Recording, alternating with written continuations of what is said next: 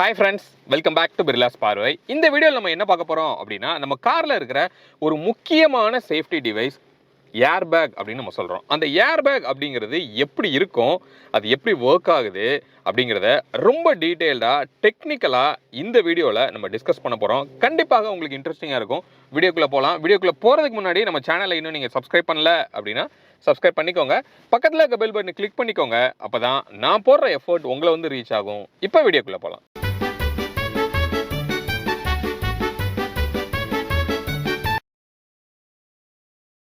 Friends, ரீசெண்டாக Indian government வந்து ஒரு ரூல் வந்து பாஸ் பண்ணியிருந்தாங்க. என்னென்னா, நம்மளோட காரில் எந்த வேரியண்ட்டாக இருந்தாலும் சரி, எவ்வளோ பட்ஜெட்டாக இருந்தாலும் சரி, கம்பல்சரியாக 2 ஏர்பேக் இருக்கணும் அப்படின்னு கொண்டு வந்திருக்காங்க.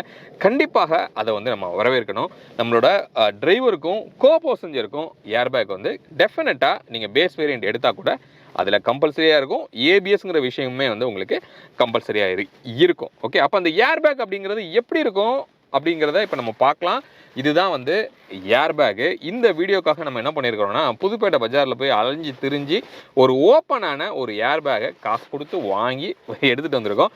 இதில் தான் வந்து இப்போ நம்ம என்ன பண்ண போகிறோம், என்னென்ன இருக்குது அப்படிங்கிறத நம்ம பார்க்கலாம். ஸோ ஃபஸ்ட்டு இந்த ஏர்பேக்கில் 3 மேஜரான செக்மெண்ட் வந்து உங்களுக்கு இருக்குது. ஒன்று வந்து இந்த ஏர்பேக் சிஸ்டம் அப்படின்னு சொல்கிறோம். அதுதான் வந்து இது. இன்னொன்று வந்து என்ன அப்படின்னா சென்சார் அப்படின்னு சொல்கிறோம். ஒரு கார் வந்து ஒரு இடத்துல போய் மோதுது அப்படின்னா மோதின உடனே தான் இந்த ஏர்பேக் வந்து ரிலீஸ் ஆகுது. அப்போ அந்த மோதினதை சென்ஸ் பண்ணுறதுக்காக சென்சார்ஸ் வந்து நம்ம காரில் ஃப்ரண்ட்டில் இருக்குது. அந்த சென்சாரும் நம்ம எடுத்துகிட்டு வந்திருக்கோம். இதுதான் வந்து இந்த சென்சார். அப்போ இது எப்படி ஒர்க் ஆகுதுங்கிறதையும் டீட்டெயிலாக பார்க்கலாம். இன்னொன்று கண்ட்ரோலிங் யூனிட் அப்படிங்கிறது நம்ம இசிஎம்மோடு சேர்த்து அது இருக்குது. எவ்வளோ ப்ரெஷரில் நம்ம போய் மோதுறோம், எவ்வளோ வந்து நமக்கு யார் வந்து வெளியில் வரணும், இந்த மாதிரி நிறையா விஷயங்கள் வந்து அந்த கண்ட்ரோல் யூனிட் வந்து உங்களுக்கு கண்ட்ரோல் பண்ணும். இந்த 3 தான் வந்து மேஜரான சிஸ்டம் வந்து இந்த ஏர்பேக்கில் இருக்குது. இப்போ ஒவ்வொன்றா வந்து நம்ம பார்க்கலாம். ஃபஸ்ட்டு வந்து இந்த சென்சார் பற்றி நம்ம பார்த்துருவோம். இந்த சென்சார் வந்து என்ன பண்ணும் அப்படின்னா, நீங்கள் ஒரு இடத்துல போய் மோதுறோம் அப்படின்னா அந்த இம்பேக்டை சென்ஸ் பண்ணுறதே வந்து இதுதான். அதை ஒரு ஸ்கிமேட்டிக்காக உங்களுக்கு ரெப்ரசன்ட் பண்ணுறதுக்காக ஒரு டிராயிங் வந்து இப்போ நான் வச்சுருக்கேன். ஸோ இதான் வந்து அந்த சின்ன ஒரு டிராயிகிராமை உங்களுக்கு புரியணுங்கிறதுக்காக காமிச்சிருக்கேன். ஐ திங்க் உங்களுக்கு தெரியுதுன்னு நினைக்கிறேன். ரொம்ப பிரைட்டாக இருக்கா? இல்லை, தெரியுது. ஓகே, நீங்கள் என்ன அண்டர்ஸ்டாண்ட் பண்ணிக்கணும்னா, அகைன் நான் சொல்கிறேன், இது வந்து ஜஸ்ட் ஒரு பிக்டோரியல் ரெப்ரசன்டேஷன் தான். இங்கே வந்து ஒரு மேக்னெட் மாதிரி ஒன்று இருக்குது. இதில் ஒரு பால் வந்து ஒன்று இருக்குதுன்னு வச்சுக்கோங்க. இந்த மேக்னெட் எப்பவுமே வந்து ஆக்டிவாக இருக்கும்போது இந்த பால் வந்து அது பிடிச்சிட்டு நிற்குது. ஓகே, அதுக்கு ஆப்போசிட்டில் 2 டெர்மினல் இருக்குது. அந்த டெர்மினல் வந்து எப்பவுமே ஓப்பனாக தான் இருக்கும். அதிலிருந்து கனெக்ட் பண்ணி ஒரு காயில் வந்து இந்த பக்கம் இருக்குது. அப்போது நம்ம இந்த யூனிட்டுக்குள்ளே என்ன இருக்கும் அப்படின்னு கேட்டிங்கன்னா, கெமிக்கல் ரியாக்ஷன்னால தான் நமக்கு வந்து இந்த பலூனே வந்து ஊதுது. அப்போது நானே ஆக்சுவலாக ஒரு யங் ஏஜில் நம்ம என்ன நினச்சிருப்போம்னா, எப்படா இது ஒரு கம்ப்ரஸரை வச்சு இவ்வளோ ஃபாஸ்ட்டாக ஊத முடியும் ஒரு பலூனை அப்படின்னு சொல்லி. இது வந்து தனியாக ஒரு கம்ப்ரஸரை வச்சுலாம் இதை ஃபில் பண்ணலை. இதுக்குள்ளே வந்து ஒரு கெமிக்கல் வந்து இருக்குது. அந்த கெமிக்கலுக்கு பேர் என்ன சொல்கிறாங்க அப்படின்னா சோடியம் அசைடு அப்படின்னு சொல்லி ஒரு கெமிக்கல். அந்த கெமிக்கல் வந்து என்ன பண்ணும் அப்படின்னா, ஒரு ஹீட் ஆயிடுச்சு அப்படின்னா அந்த கெமிக்கல் ரியாக்ட் ஆகி நைட்ரஜனை வந்து எமிட் பண்ணும். ஓகே, அப்போ அந்த நைட்ரஜனை 50 கிராம் ஆஃப் சோடியம் அசைடு வந்து கிட்டத்தட்ட 70 லிட்டர்ஸ் ஆஃப் நைட்ரஜனை வந்து எமிட் பண்ணும் இமீடியட்டாக. 70 லிட்டர்ஸ் அப்படின்னா நீங்கள் நம்ம காரில் இருக்கிற ஒரு சிஎன்ஜி டேங்கை வந்து நீங்கள் எடுத்துக்கலாம். அப்போ அந்த சிஎன்ஜி டேங்க் நம்ம எவ்வளோ பெருசாக நம்ம பூட்டையே ஃபில் பண்ணுற மாதிரி ஒரு டேங்க் இருக்கும். அந்த டேங்க்கில் சிஎன்ஜியை நம்ம எவ்வளோ ஸ்டோர் பண்ண முடியும், அவ்வளோ குவான்டிட்டி ஆஃப் நைட்ரஜன் வந்து இந்த பேக் உள்ள வந்து வெளியில் வரும். அப்போ இந்த பேக் அவ்வளோ குவான்டிட்டியை விட்ஸ்டாண்ட் பண்ணுமா அப்படின்னு கேட்டிங்கன்னா கிடையாது. அதில் ஒரு ட்ரிக்கும் இருக்குது. அதை நான் உங்களுக்கு எக்ஸ்பிளைன் பண்ணும்போது நான் சொல்கிறேன். அப்போ இந்த பால் வந்து என்ன பண்ணுது அப்படின்னா, ஒன்ஸ் நீங்கள் ஒரு இடத்துல போய் மோதிட்டீங்க அப்படின்னா இந்த மேக்னெட் பவரையும் மீறி அந்த பால் அதுலேருந்து வெளியில் வந்து என்ன பண்ணுது, இங்கே இருக்கிற அந்த 2 டெர்மினல் மேலே போய் மோதுது. அது மோதும் போது இந்த டெர்மினல் அந்த டெர்மினலோட போய் டச் ஆகுது. அப்படி டச் ஆன உடனே இங்கே இருக்கிற ஃபிலமெண்ட்டுக்கு வந்து பவர் சப்ளை போயிட்டு அது ஹீட்டை வந்து டிசிபேட் பண்ணும். ஜஸ்ட் லைக் நம்மளோட அந்த குண்டு பல்பெலாம் இருக்கும்ல, அதே தான். நீங்கள் சுவிட்சை போட்டோன்னே என்ன ஆகுது, சப்ளை வந்து அந்த ஃபிலமெண்ட்டுக்குள்ளே போய் வெளியில் வரும்போது அந்த ஃபிலமெண்ட் வந்து என்ன ஆகுது, சூடாகுது. அதில் தான் எல்லோ கலராக நமக்கு லைட்டே வந்து நமக்கு கிடைக்கிது. அதே கான்செப்ட் தான் இங்கேயும். அப்போ இங்கே ஹீட் வந்து எவ்வளோ ப்ரொடியூஸ் ஆகும் அப்படின்னு கேட்டிங்கன்னா 300 டிகிரி செல்சியஸ் வந்து இந்த ஃபிலமெண்ட் வந்து ஹீட்டை ப்ரொடியூஸ் பண்ணும். எவ்வளோ செகண்டுக்குள்ளே அப்படின்னா 2 மில்லி செகண்டில் இது வந்து 300 டிகிரி செல்சியஸை வந்து ஹீட்டை வந்து இது ப்ரொடியூஸ் பண்ணும். அந்த ஹீட்டில் இந்த சாலிடாக இருக்கிற அந்த கெமிக்கல், அதாவது சோடியம் அசைடு அப்படின்னு சொன்னோம்ல, அது வந்து ஒரு மெட்டல் தான், சாலிடாக இருக்கும். அந்த சாலிட்குள்ளே தான் அந்த ஃபிலமெண்ட் வந்து இன்சர்ட் பண்ணியிருக்காங்க. அந்த சாலிட் வந்து என்ன பண்ணும், இமீடியட்டாக பிளாஸ்ட் ஆகும். அது வந்து ஹெவியாக ஒரு பிளாஸ்ட் நடந்து அதிலிருந்து நைட்ரஜன் வெளியே வந்து இந்த பலூனை வந்து உங்களுக்கு ஃபில் பண்ணுது. சரியா? அப்போ இதில் வந்து கெமிக்கல் ரியாக்ஷனும் வந்து உங்களுக்கு இருக்குது. அப்போது இந்த மாதிரி இருந்த ஒரு சர்க்கியூட் இதான் வந்து இனிஷியல் டேஸில் உங்களுக்கு இருந்தது. பட் இதில் நிறையா மால் ஃபங்க்ஷன் வந்து நடக்க ஆரம்பிச்சது. எப்படின்னா, நீங்கள் ஒரு பெரிய பள்ளத்தில் போய் டம்முன்னு நம்ம விடுறோன்னு வச்சுக்கோங்களேன், என்ன ஆகும், இந்த பால் வந்து இந்த மேக்னெட் விட்டு வெளியில் வந்துடும். சம்மந்தமே இல்லாமல் ஏர்பேக் வந்து ரிலீஸ் ஆகிரும். ஆக்சிடென்ட்டே நடந்திருக்காது ஆக்சுவலாக. இந்த மாதிரிலாம் இனிஷியல் டேஸில் நடந்துட்டு இருந்தது. அப்போ இதை வந்து ஸ்லோவாக என்ன பண்ணாங்க அப்படின்னா, கம்ப்ளீட்டாக எலக்ட்ரானிக்காக வந்து உங்களுக்கு மாற்றினாங்க, இந்த மாதிரி மால் ஃபங்க்ஷனை அரெஸ்ட் பண்ணுறதுக்காக. பட் இனிஷியல் டேஸில் இப்படி தான் வந்து அந்த ஒரு சென்சார் வந்து கிரியேட் ஆச்சு. அப்படி இருந்த அந்த சென்சார் வந்து இப்போ வந்து எப்படி உங்களுக்கு மாறி இருக்கு அப்படின்னா, இந்த அளவுக்கு சின்னதாக வந்து ஒரு சென்சாராக வந்து உங்களுக்கு மாறி இருக்கு. இதுக்குள்ளே வந்து டியூ டு த கெப்பாசிட்டன்ஸ்னால இதில் இருக்கிற அந்த ஷார்ட் ஸ்விட்சிங் வந்து உங்களுக்கு ஒர்க் ஆகுது. அந்த ப்ரெஷரையும் வந்து இதுதான் வந்து ரீட் பண்ணுது. இது வந்து நம்ம காரில் ரெண்டு வந்து ஃப்ரண்ட்டில் ஐ திங்க் லெஃப்ட் அண்ட் ரைட்டில் வந்து உங்களுக்கு இது கொடுத்துருப்பாங்க. இதுதான் வந்து ரொம்ப இம்பார்ட்டண்டான ஒரு காம்பனண்ட்டு இந்த ஏர்பேக்கில் சென்சார். அதுக்கு அப்புறமா வந்து இந்த ஏர்பேக் சிஸ்டம். ஸோ இது வந்து எங்கே இருக்கும் அப்படின்னு கேட்டிங்கன்னா, நம்ம காரில் இருக்கிற ஸ்டேரிங்கில் அந்த ஹார்ன் பேடில் வந்து கரெக்டாக என்ன பண்ணியிருப்பாங்க, இந்த யூனிட் வந்து உங்களுக்கு இருக்கும். அப்போது இது இவ்வளோ பெருசாக வந்து எப்படி உள்ளே வச்சுருக்காங்க அப்படின்னா, அது ப்ராப்பராக அதை வந்து ஃபோல்டு பண்ணி இதை என்ன பண்ணுறாங்க, இப்படி உள்ளே வந்து கம்ப்ரஸ் பண்ணி உள்ளே வச்சுருக்காங்க. அதுக்கு மேலே வந்து ஒரு டோர் மாதிரி போட்டு அதை லாக் பண்ணுறாங்க. அப்போது ஒன்ஸ் இது பிளாஸ்ட் ஆயிடுச்சு அப்படின்னா, இது எவ்வளோ ஸ்பீடில் இது வந்து வெளியே வரும்னு கேட்டிங்கன்னா, 330 கிலோமீட்டர் ஸ்பீடில் வந்து இந்த ஏர்பேக் வந்து ரிலீஸ் ஆகும். அப்போ இமேஜின் பண்ணுங்கள், நம்ம கார் வந்து ஒரு 100ல் போனாவே நம்ம எவ்வளோ ஸ்பீடு வந்து நம்ம ஃபீல் பண்ணுறோம். அப்போ ஒரு 330 கிலோமீட்டர் அப்படின்னா இது எவ்வளோ ஃபோர்ஸாக வெளியில் வரும் அப்படின்னு சொல்லி நீங்கள் இமேஜின் பண்ணிக்கலாம்.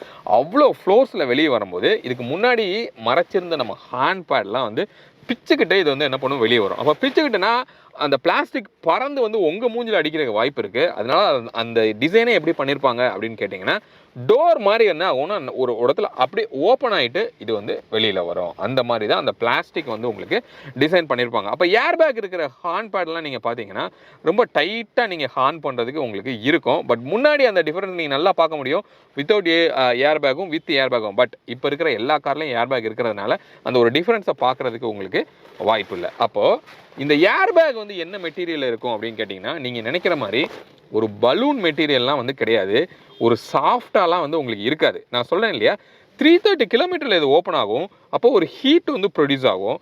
அதெல்லாம் விட்ஸ்டாண்ட் பண்ணணும் அப்படின்னா இது நல்ல ஒரு ஸ்ட்ராங்கான ஒரு மெட்டீரியலாக இருந்தால் உங்களுக்கு இருக்கணும். இதை பாருங்கள், நான் என்ன தான் நீங்கள் இழுத்தாலும் கிழிக்க ட்ரை பண்ணாலும் இது கிழிக்கிறதுக்கு வாய்ப்பே இல்லை.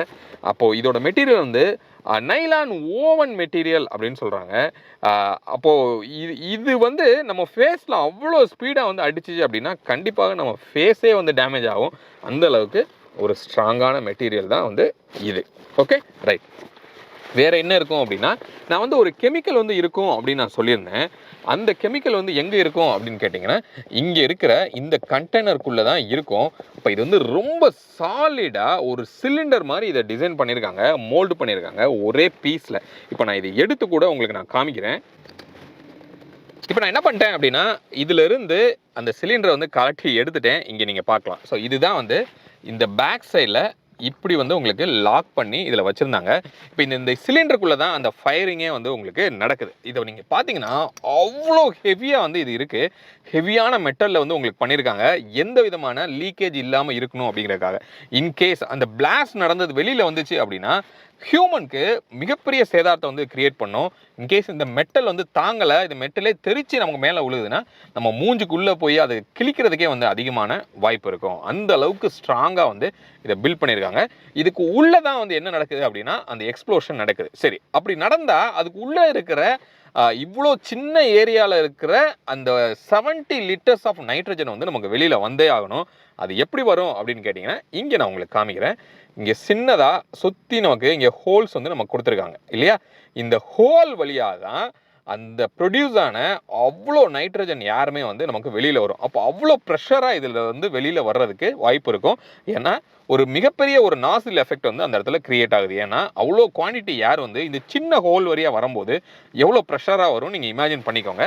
அப்போ இது வந்து என்ன பண்ணுது, இந்த சைடில் நீங்கள் பார்க்கலாம், இது வந்து ஜஸ்ட் ஒரு பலூன் மாதிரி என்ட்ரன்ஸ் வந்து இங்கே இருக்குது, ஒரு ஹோல் மாதிரி இருக்கா. இது வந்து என்ன பண்ணுறோம், ரொம்ப ஸ்ட்ராங்காக வந்து இதில் ஸ்க்ரூ பண்ணி இதில் நம்ம இப்படி வைக்கும்போது அந்த ஹோல் வந்து என்ன ஆகும், கரெக்டாக அந்த பலூனுக்குள்ளே உங்களுக்கு போயிடுது. அப்போ அந்த ஏர் வந்து இம்மீடியட்டாக பலூனை வந்து உங்களுக்கு என்ன பண்ணும், ப்ளோ பண்ணிடும்.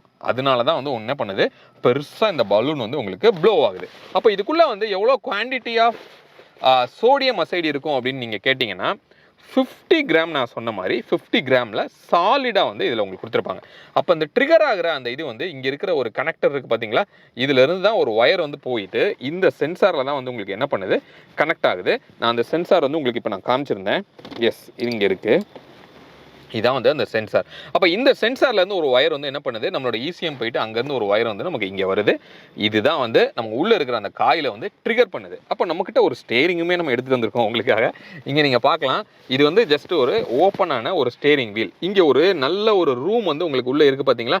இந்த ரூம்குள்ளே தான் வந்து என்ன பண்ண போகுது, இந்த யூனிட்டே வந்து உள்ளே போய் நம்மளோட ஸ்டேரிங் இந்த ஹார்ன் பேடோட சேர்த்து இதுக்கு உள்ளே போய் ஃபிட் ஆகிருக்க போகுது. அப்போ நான் சொன்னோம், இது வந்து ஒரு 330 கிலோமீட்டர் ஸ்பீடில் வந்து இது ஓப்பன் ஆகும் அப்படின்னு சொன்னோம்.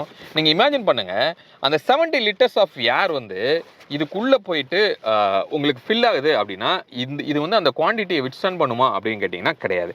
இன்னொன்று, நம்ம போய் மோதுறோம் அப்படின்னா, இப்போ நம்ம என்ன பண்ணுறோம், இந்த ஸ்டேரிங்கில் போயிட்டு நம்ம என்ன பண்ண போகிறோம், ஒரு ஆக்சிடென்ட் ஆயிடுச்சு அப்படின்னா இதில் போய் நம்ம இப்படி மோதும் போது தான் இந்த பலூன் வந்து இந்த இடத்துல நமக்கு வந்து இப்படி நிற்குது இல்லையா. அது அப்படியே நின்றுச்சு அப்படின்னா நம்ம முகத்தை வந்து அது கம்ப்ளீட்டாக வந்து கவர் ஆயிரும். இம்மீடியட்டாக உங்களால் மூச்சு விடாமல் போகிறது கூட உங்களுக்கு வாய்ப்பு அதிகமாக இருக்குது. அதுக்காக என்ன பண்ணுறாங்க அப்படின்னா, இதுக்கு பின்னாடி 2 வென்ட்ரோல்ஸ் வந்து உங்களுக்கு கொடுத்துருக்காங்க. இங்கே நான் உங்களுக்கு காமிக்கிறேன், தெரியுதா, நான் விரலே உள்ளே விட்டுருக்கிறேன். இந்த இடத்துல 2 ஹோல் வந்து நமக்கு இருக்குது. இந்த 2 ஹோல் வழியாக என்ன ஆகும் அப்படின்னா, இம்மீடியட்டாக வெளியில் வந்து அந்த நைட்ரஜன் வந்து வெளியில் போகும். அப்போ அது எவ்வளோ நேரம் இது வந்து பலூன் மாதிரி உங்களுக்கு நிற்கும் அப்படின்னு கேட்டிங்கன்னா 10 to 15 மில்லி செகண்ட்ஸ் தான் வந்து அது பலூன் ஷேப் வந்து நிற்கும். நீங்கள் போய் மோதின உடனே என்ன ஆகுனா, அந்த காற்று அது வழியாக வெளியில் போயிட்டு நீங்கள் ஸ்லோவாக இந்த ஸ்டேரிங்கில் போயிட்டு உங்களோட ஃபேஸ் போய் லேண்ட் ஆயிரும். சரியா, அந்த மாதிரி தான் இந்த ஏர் பேக்கை டிசைன் பண்ணியிருக்காங்க. ஓகே, ரொம்ப நேரம் அந்த பலூன் எஃபெக்ட் வந்து இருக்காது. Okay, right. ஸோ இதுதான் வந்து இந்த சிஸ்டம் வந்து ஆக்சுவலி இதில் என்ன இருக்கும், இதுக்கு உள்ளே எப்படி அந்த கெமிக்கல் ரியாக்ஷன் நடக்குது அப்படிங்கிற விஷயம். ரைட், இப்போ ரொம்ப இம்பார்ட்டண்டான விஷயம் என்ன அப்படின்னா, இந்த ஏர் பேக் வந்து நம்ம என்ன பண்ணுறோம், சீட் பெல்ட் வந்து நம்ம போடுறோம். இங்கே வந்து நம்ம சீட் பெல்ட் இப்படி நம்ம போட்டிருக்கோம்னு வச்சுக்கலாம். ஓகே, ஸோ இங்கே சீட் பெல்ட் போட்டாச்சு. நம்ம வந்து ஒரு இடத்துல போய் ஒரு ஆக்சிடெண்ட்டில் நம்ம போய் மோதும் போது நீங்கள் என்ன பண்ணுவீங்கன்னா, இது கம்ப்ளீட்டாக இது சீட்டோடு உங்களை பிடிச்சி இப்படி இருக்கிருமா அப்படின்னு கேட்டிங்கன்னா கிடையாது. எதனாலனா, அவ்வளோ ஃபோர்ஸில் இது போய் டக்குன்னு லாக் ஆச்சுன்னா இங்கே இருக்கிற போன்ஸ் எல்லாமே வந்து டெஃபினட்டாக உங்களுக்கு வந்து டேமேஜ் ஆகும். அப்போ இந்த சீட் பெல்ட் வந்து என்ன பண்ணுறாங்க அப்படின்னா, ஸ்லோவாக அவங்கள வந்து என்ன பண்ணும், இப்படி முன்னாடி வர விட்டுட்டு அதுக்கப்புறம் தான் நீங்கள் பின்னாடி போவீங்க. இந்த ஆக்ஷன் இருந்து அதுக்கப்புறம் தான் உங்களுக்கு லாக்கே ஆகும். எதுக்காகனா, உங்களோட ரிப்ஸை வந்து காப்பாற்றுறதுக்காக அந்த ஆக்ஷன் வந்து உங்களுக்கு கொடுத்துருப்பாங்க. இப்போ இன்னொன்று என்னென்னா, இந்த ஹெட்டு தான் மெயினாக. இந்த ஹெட் வந்து இந்த ஃப்ளோட்டிங் இருக்கு இல்லையா, இப்போ நீங்கள் முன்னாடி போகும்போது ஹெட்டு மட்டும் ஃப்ளோட் ஆகி இப்படி முன்னாடி போய் இப்படி மோதும். அப்போ இந்த ஏர் பேக் இல்லாதப்போ இந்த தலை இதில் போய் இடிக்கும் போது தான் உங்களுக்கு அந்த ஹெட் இன்ஜுரி வந்து நடக்குது. அப்போ நீங்கள் இமேஜின் பண்ணுங்கள், இந்த சீட் பெல்ட் மட்டும் நீங்கள் போடல அப்படின்னா, நான் என்ன பண்ணுறேன், இந்த சீட் பெல்ட் நான் எடுத்துடுறேன். அப்போ ஒரு இடத்துல போய் ஒரு கொலைட் ஆகுறோம் அப்படின்னா, ஒன்று உங்களோட உடம்பே சேர்ந்து என்ன ஆகும், முன்னாடி நோக்கி இப்படி போகும். தலை மட்டும் இல்லை, டோட்டல் பாடியே வந்து வரும். இன்னொன்று, இந்த டைமிங் அப்படிங்கிறது ரொம்ப ரொம்ப முக்கியம். இது போய் ஒரு இடத்துல இப்படி இப்படி இப்படி விரியுது இல்லையா, அது விரிஞ்சு அப்புறம் தான் நீங்கள் போய் மோதணும். அப்போ இந்த கால்குலேஷன்லாம் பண்ணி தான் என்ன பண்ணியிருக்காங்க, அது எவ்வளோ நேரத்தில் ட்ரிகர் ஆகணும், அந்த பலூன் வந்து எவ்வளோ நேரத்தில் உங்களுக்கு ஓப்பன் ஆகணுங்கிற விஷயம்லாம் அப்படி கால்குலேட் பண்ணி தான் வச்சுருக்காங்க. அப்போ நம்ம சீட் பெல்ட் போடாமல் நம்ம போய் இப்படி போனோம்னா, நம்ம நின்னதுக்கு அப்புறம் தான் வந்து என்ன பண்ணுது அப்படின்னா, இந்த பலூனே வந்து உங்களுக்கு ஓப்பன் ஆகுதுன்னு வச்சுக்கலாம். ஓகே, நான் என்ன பண்ணுறேன், இப்படி வச்சுருக்கேன். ஸோ இதுதான் வந்து ஏர் பேக். ஸோ என்ன பண்ணுறோம், நம்ம போய் நின்னதுக்கப்புறம் இந்த பலூன் ஓப்பன் ஆச்சுன்னா 330 கிலோமீட்டர் ஸ்பீடில் இந்த ஒரு ஸ்ட்ராங்கான மெட்டீரியல் உங்கள் மூஞ்சில் அடிச்சிச்சுன்னா இந்த பேகையே உங்களோட ஸ்கல் எல்லாத்தையும் வந்து டேமேஜ் பண்ணிடும். அந்த அளவுக்கு ஒரு ஃபோர்ஸ் வந்து இது ஜென்ரேட் ஆகும். அப்போ இந்த சீட் பெல்ட் போடல அப்படின்னா டெஃபினட்டாக நீங்கள் ஏர்பேக் ஓப்பன் ஆனாலுமே நீங்கள் செத்துருவீங்க. அந்த அளவுக்கு தான் வந்து உங்களுக்கு இருக்கும். அதனால தான் மாடர்ன் கார்ஸில் சீட் பெல்ட் போட்டால் மட்டும்தான் ஏர்பேக் ஓப்பன் ஆகிற மாதிரி அவங்க வந்து டிசைன் பண்ணியிருக்காங்க. நீங்கள் சீட் பெல்ட் போடலைன்னா நீங்கள் போய் இடித்தா கூட உங்கள் காரில் இருக்கிற ஏர்பேக் வந்து ஓப்பன் ஆகாது. எதுக்காக அப்படின்னா உங்களோட உயிரை காப்பாற்றுறதுக்காக தான் அந்த ஏர்பேக் ஓப்பன் ஆகாமல் அந்த இடத்துல வந்து நிற்கிது நீங்கள் சீட் பெல்ட் போடலைன்னா. அதனால் டெஃபினட்டாக கம்பல்சரியாக நீங்கள் சீட் பெல்ட் வந்து போட்டே ஆகணும். உங்கள் காரில் இருக்கிற ஏர்பேக் வந்து ஓப்பன் ஆகணும் அப்படின்னா. சரியா? ஸோ இப்போ வந்து உங்களுக்கு கிளியராக ஒரு ஐடியா வந்து உங்களுக்கு கிடச்சிருக்கும். அதாவது ஏர்பேக்னா எப்படி இருக்கும், என்ன மெட்டீரியல் இருக்கும், அதுக்கு உள்ளே வந்து எப்படி அந்த அவ்வளோ ஏர் வந்து ப்ரொடியூஸ் ஆகுது அப்படிங்கிற விஷயம். சரி, இப்போ வந்து இது ஆக்சிடெண்ட் ஆயிடுச்சு, நம்ம என்ன பண்ணிட்டோம், இந்த ஏர்பேக் வந்து ரிலீஸ் ஆயிடுச்சு, நம்ம சேவ் ஆகிட்டோம், எல்லாம் ஓகே. அடுத்து காரை ரெடி பண்ணணும் அப்படிங்கிற ஒரு சூழ்நிலை வருது. அப்போ இந்த ஏர்பேக்கை திருப்பியும் எப்படி வந்து இதில் ஃபிட் பண்ணுறாங்க அப்படின்னு கேட்டிங்கன்னா, நான் சொன்ன மாதிரி இந்த யூனிட் வந்து தனியாகவே என்ன பண்ணுவாங்கன்னா புதுசாக வந்து உங்களுக்கு இந்த யூனிட்டை ரீப்ளேஸ் பண்ணுவாங்க. இது என்ன ஆகும், இப்படி கம்ப்ரஸ் ஆகி இப்படி இருக்கும் உள்ள. சரியா? இப்படி உள்ளே வச்சு மேலே ஹார்ன் பேட் வச்சு க்ளோஸ் பண்ணிடுவாங்க. இந்த யூனிட்டையே நீங்கள் என்ன பண்ணணும், சேஞ்ச் பண்ணணும். பட் வெளியில் வந்து ஒரு சில இடத்துல என்ன பண்ணுறாங்கன்னா இதை சர்வீஸ் பண்ணி கொடுக்குறோம் அப்படின்னு சொல்கிறாங்க. பட் அது எந்த அளவுக்கு ரிலேபிளாக இருக்கும் அப்படிங்கிறது நமக்கு தெரியாது. ஏன்னா அடுத்த தடவை இதே மாதிரி ஒரு சூழ்நிலை நடக்கும்போது சரியாக டைமிங்கில் ஓப்பன் ஆகலை அப்படின்னா அந்த ஏர்பேக் ஃபங்க்ஷன் ஆகியும் வந்து உங்களுக்கு வேஸ்ட்டு தான். அதனால என்னைய கேட்டிங்க அப்படின்னா ப்ராப்பராக ஜென்யூனாக உங்களோட ஓஇஎம்மில் இருக்கிற இந்த ஏர்பேக் யூனிட்டையே திருப்பி ரீப்ளேஸ் பண்ணுறது தான் வந்து கரெக்ட் அப்படின்னு சொல்லி நான் சொல்வேன். ரைட், இப்போது இந்த ட்ரம் இருக்கு இல்லையா, இந்த சிலிண்டர், இதோட சைஸ் வந்து ஒரு லொக்கேஷனுக்கும் ஒரு மாதிரி இருக்குது. இப்போது இந்த ஸ்டேரிங்க்கு இப்படி இருக்குது அப்படின்னா நம்மளோட கோ பேசஞ்சருக்கு எங்கே இருக்கும் அப்படின்னா ஏர்பேக் அப்படின்னு சொல்லி ஒன்று வந்து நமக்கு கொடுத்துருப்பாங்க. அந்த ஏர்பேக் அப்படிங்கிறது ஒரு டோர் மாதிரி இருக்கும். அந்த இடத்துல ஓப்பன் ஆகுது அப்படின்னா நம்மளோட ஃப்ரண்ட் கன்சோலில் அந்த இடத்துல மட்டும் எப்படி டிசைன் பண்ணியிருப்பாங்கன்னா அது ஒரு டோர் மாதிரி டிசைன் பண்ணியிருப்பாங்க. பட் வெளியில் பார்க்கும்போது ஃபுல்லி ஃப்ளஷ்டாகவே வந்து உங்களுக்கு தெரியும். ஆனால் உள்ளே பார்த்தீங்கன்னா சின்னதாக ஒரு கட்டு மாதிரி இருக்கும். உதாரணத்துக்கு சொல்லணும்னா நம்ம லேஸில் இருக்கிற வரியாக இருக்கு இல்லையா, அதே மாதிரி உள்ளே வந்து லைன்ஸ் வந்து கொடுத்துருப்பாங்க. அப்போது டக்குன்னு என்ன ஆகுனா ஒரு டோர் மாதிரி இப்படி ஓப்பன் ஆகிட்டு உங்களோட ஏர்பேக் வந்து உங்களை முன்னாடி வரும். அதே மாதிரி இங்கே சைடில் இருக்குது அப்படின்னா ஃபுல் பேக் சைட்லேருந்து ஃப்ரண்ட் வரைக்கும் அந்த பேக் வந்து இருக்கும். அப்போ அவ்வளோ குவான்டிட்டி ஏர் ஃபில் பண்ணும் அப்படின்னா அதுக்கேற்றாப்புல அந்த கெமிக்கலோட அந்த கண்டெய்னர், அந்த சிலிண்டர் வந்து கொஞ்சம் பெருசாக வந்து உங்களுக்கு இருக்கும். பட் டிசைன் வந்து இதே தான். ஸோ எங்கே ஏர்பேக் ஓப்பன் ஆனாலும் அதை புதுசாக நீங்கள் ரீப்ளேஸ் பண்ணி தான் ஆகணும். இப்போ ஃப்ரண்ட்டோட கோ பேசஞ்சரோட ஏர்பேக் உங்களுக்கு ஓப்பன் ஆயிடுச்சு அப்படின்னா இந்த ஃப்ரண்ட்டோட டேஷ் பிளாஸ்டிக் எல்லாத்தையுமே மாற்றி அதுக்கப்புறமா தான் நீங்கள் அந்த கண்டெய்னரையும் நீங்கள் மாற்ற வேண்டியிருக்கும். அப்போ திருப்பியும் ரீபில்ட் பண்ணுறது அப்படிங்கிறது கொஞ்சம் எக்ஸ்பென்சிவான விஷயம்தான். பட் வேறு வழியே கிடையாது. நம்ம காசு செலவு பண்ணி ப்ராப்பராக அதை வந்து ரீப்ளேஸ் பண்ணுறது அப்படிங்கிறது கண்டிப்பாக தேவையான ஒன்று. சரியா?